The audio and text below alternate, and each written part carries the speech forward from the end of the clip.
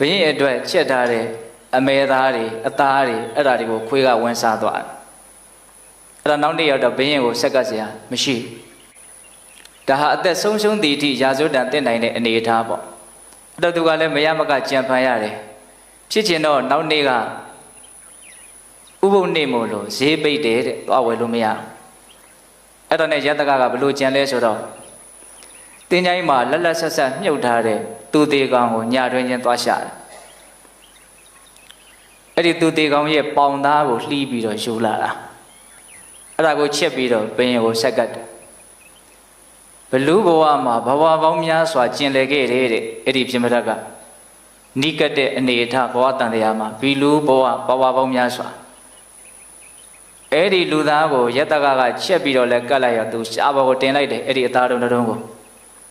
အကျော်ပေါင်း9000တခါတည်းပြန့်ပြီးတော့နှံ့ပြီးတော့စိမ့်သွားတယ်တဲ့အရန်ကြိုက်သွားတယ်ဒါပါလဲဘဝဓာတ်ခံရဲ့အနေအထားတွေရဲ့ရိုက်ခတ်မှုလည်းပါတာပေါ့နော်အဲ့ဒါနဲ့သူတိုးတိုးလေးမေးတယ်ဒါဘာသာတုံးပေါ့သူ့ရဲ့မျက်နှာမှာအရန်မှလည်းတုံလှုပ်နေတယ်အဲ့တော့ယတကလိန်တယ်ဒါအမဲသားပါခါတိုင်းစားနေကြအသားပါအဲ့လိုပြောတဲ့အခါကျတော့ဘုရင်ကတန်လျက်ကိုတခါတည်းထဆွဲတယ်မင်းငါ့ကိုမလိန်နဲ့ငါကောင်းကောင်းသိတယ်ပေါ့ငါစားနေကြအသားဟုတ်တယ်မဟုတ်ဘူးဆိုတော့ငါကောင်းကောင်းသိတယ်ဒါကြောင့်မင်းငါ့ကိုမလိန်နဲ့တခါတည်းတန်လျက်နဲ့ထောက်ပြီးတော့မေးတဲ့အခါကျတော့ဘုရင်မင်းနဲ့တက်ရင်လည်းသေရပါလိမ့်မယ်ပေါ့ဒါလူသားပါလူသားလို့လည်းပြောလိုက်ရောဘုရင်ကတခါတည်းမျက်နာကပြောင်းသွားတယ်ပြောင်းသွားတာကအလိုမကျတဲ့အမူအရာမဟုတ်ဘူးအလိုကျတဲ့အမူအရာတန်လျက်ကိုချပြီးတော့အေးတဲ့ဒီကိစ္စအရေးကြီးတယ်မင်းဘယ်သူမှမပြောနဲ့ဒီရှိကိုတဲ့ငါ့ကိုဘယ်အသားမှချက်ပြီးတော့မပေးနဲ့လူသားကြီးချက်ပေးတဲ့လူတွေဆိုတာကြိုက်မိကြရကြိုက်တာပဲเนาะတကယ်ကြိုက်လာပြီဆိုလို့ရှိရင်အတိညာဟာမှောင်ကျသွားတဲ့သဘောရှိတယ်ဘုရင်တို့အဝိဇ္ဇာပြစ္ဆရာသင်္ခါရအစရှိသဖြင့်ပရိစ္ဆေသမုပ္ပါဒေသနာမှာ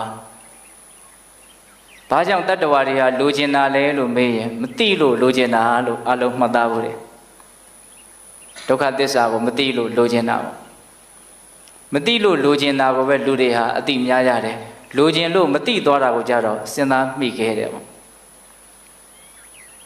မသိလို့လိုချင်တဲ့အပိုင်းရှိသလိုလိုချင်လွန်းလို့မသိသွားတာလည်းရှိတယ်ရချင်လွန်းလို့ညံကန်းသွားတာလည်းရှိတယ်အဲ့ဒါနဲ့ဘုရင်ကဒီကိစ္စအရေးကြီးတယ်ဒါကြောင့်ငါရှိဒီရှိကိုလူသားကြီးဆက်ပြီးတော့ပေးရမယ်အဲ့တော့ဘုရင်မင်းနေရတဲ့နေတိုင်းလူကဘယ်လိုလုပ်ရနိုင်မလဲထောင်ထဲမှာလူတွေအများကြီးပဲတဲ့အပြစ်ကြီးတဲ့ကောင်ကိုအရင်စားတတ်တယ်ဟုတ်လားရက်ဆက်တယ်နော်အဲ့လိုနဲ့ဦးဇင်းတို့လူရင်းပဲပြောမှဖြစ်မယ်ဟုတ်လားထောင်ထဲကလူကုန်ပြီဆိုတဲ့အခါကျတော့ရှားတော်သားကနောက်ထပ်ရောက်မလာဘူးထောင်ထဲကလူတွေကိုထောင်ချတဲ့လူတိုင်းပြန်ပြီးတော့လွတ်လာတယ်ဆိုတာမရှိဘူးအကြောင်းမျိုးမျိုးကြောင့်သေတယ်ဆိုတဲ့စည်ရင်ပဲထွက်လာတာရှားတော်သားလည်းအလွန်နေသွားတယ်အဲ့ဒါနဲ့ဘုရင်ကဘာကြံပေးလဲဆိုတော့အဲ့လိုဆိုလို့ရှိရင်တဲ့လမ်းပေါ်မှာအတပြားထောင်တုပ်တွေကိုပြစ်ချတာကြလို့ကောက်မိလို့ကတော့အဲ့ဒီလူတခိုးပဲဆိုပြီးတော့ထောင်ထဲဆွဲခံရမယ်ထောင်ထဲရောက်ရင်တတ်တယ်ဒါနောက်ကျတော့လမ်းပေါ်မှာဘယ်လိုအတပြားတို့ပြစ်ချထားလို့မှဘယ်သူမှကောက်မလို့မရှိဘူးကြည်တော်မကြည်ရဲဘူးတဲ့ကဲလူတွေဥပဒေလိုက်နာတယ်ဆိုတာနော်ကြောက်လို့လိုက်နာတာနော်ဟုတ်တယ်မဟုတ်လားစဉ်းစားနော်အများကြီးတွေးတယ်ရှိတယ်ဟုတ်လားအဲ့ဒါနဲ့ဘယင်ကဘယ်လိုဆက်ပြီးတော့အကြံပေးတော့လူရအောင်ဘယ်လိုလုပ်ရလဲဆိုတော့